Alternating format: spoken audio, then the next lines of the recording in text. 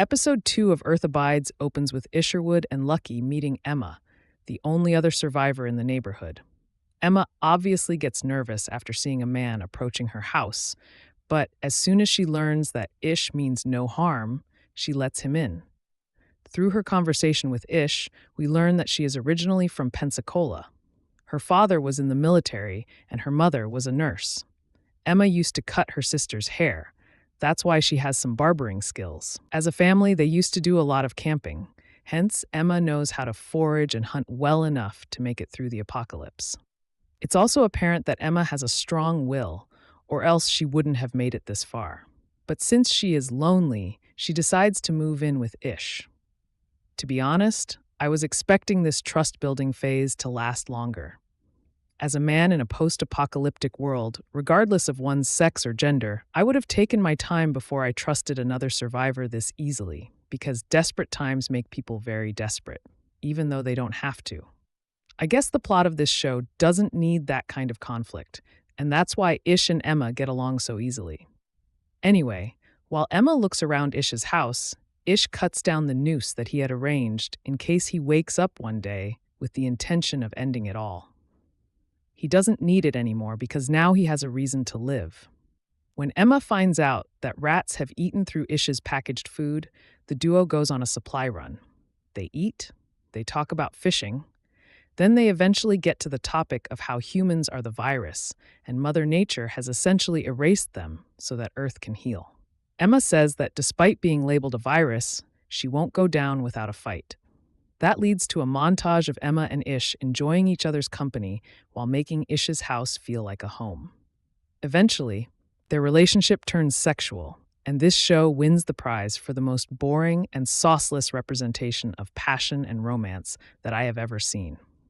After doing the naughty, Ish writes in his journal, while Emma craves some ice cream. So Ish finally decides to get some solar panels so that the house can have some power. However, while installing them, Ish takes a tumble and injures himself.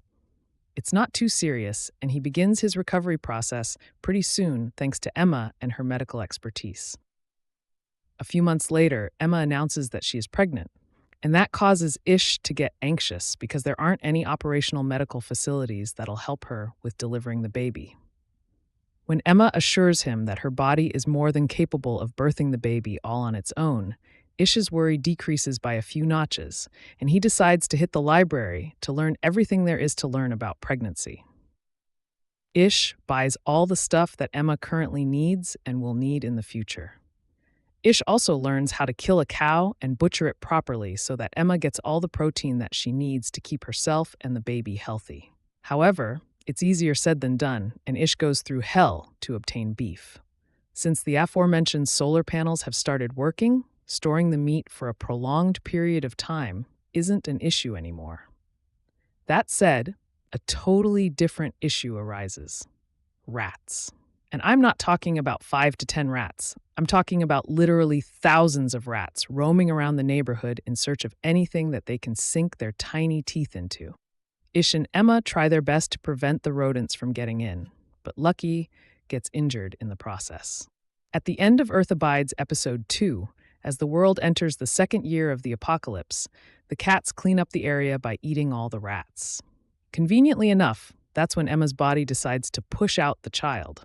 The delivery doesn't go as swimmingly as expected, as Ish has to turn the baby while it is in Emma's womb so that it doesn't get stuck.